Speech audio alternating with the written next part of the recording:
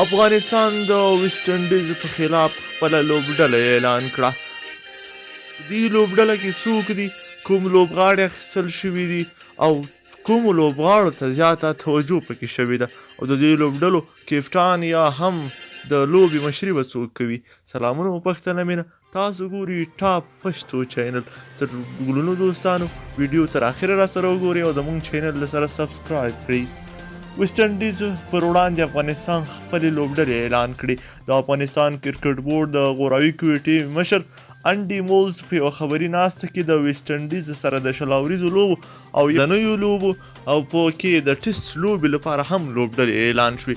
د دغو لوبډلو په نوملړونو کې ځوان او تجربه لرونکي لوبغاړي شامل دي چې په راتلونکي میاشت کې به په هند کې د ویسټ انډیز پر وړاندې د میدان ته کوزیږي.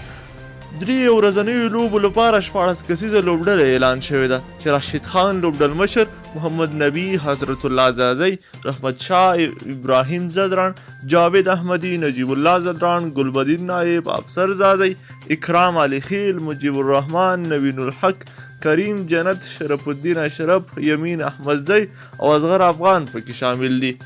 همداراز د شل اوریزو لوبو لپاره چې کوم لوبډله اعلان شوي په هغه کې هم 14 لوبغاړي دي چې راشد خان لوبډل مشر، اصغر افغان، محمد نبی، حضرت الله زازی، ابراهیم زدران، مجیب الرحمن، جاوید احمدی، نجیب الله زدران، کریم جنت، گلبدین نایب، فرید ملک، شرف الدین اشرف، سید احمد شیرزاد، یمین احمدزی، نوین الحق او رحمان الله ګروبس پکې شامل دي. یادولو دا چې د ویسټ انډیز خپلې 3 واړه لوبډلې څو ورځې مخکې اعلان کړي دي.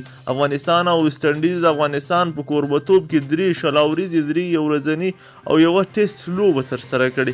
د یو ورځنیو لوبو لوبلړۍ به د نومبر په 6 نیټه پیل شي. د شل اوریزو لوبو لوبلړۍ به د نومبر په 14 نیټه پیل شي او همداراز یوازینۍ ټیسټ لوبه بیا 20 د نومبر نه تر 1 د ډسمبر پورې ترسره شي.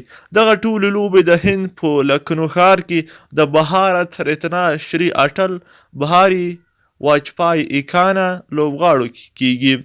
ګلونو دوستانو، دا هغه تازه او کره خبرو چې تر تاسو مو در ورسو.